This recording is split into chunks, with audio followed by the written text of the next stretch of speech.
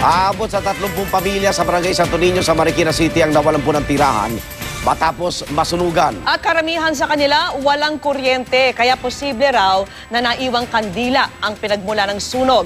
Saksi si Ivan Mayrina. Umuusok pa ng aming data ng mga bahay na ito sa Agora Complex sa Barangay Santo Niño, Marikina. Mag-aalas 6:30 ngayong gabi na masunugan lugar. Umabot ito sa ikatlong alarma bago ideklarang fire out alas 7:25 ng gabi. Sa kabutihang palad, walang nasaktan sa sunog.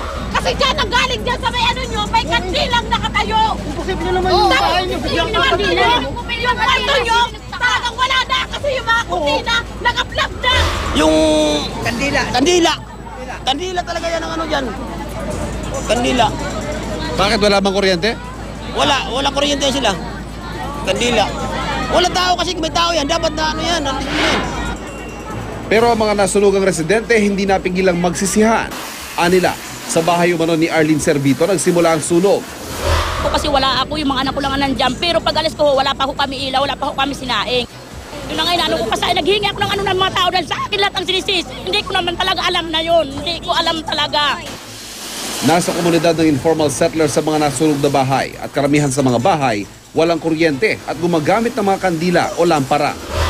Ang karamihan nito yung mga kandila, mga naiwanan nila pagluluto. Minsan yun ang common cause natin dito sa kanto.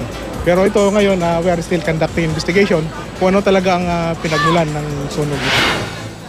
Ang nasa 30 pamilyang apektado ng sunog, magpapalipas muna ng gabi sa tabing kalsada. Ako si Ivan Mayrina, ang inyong saksi.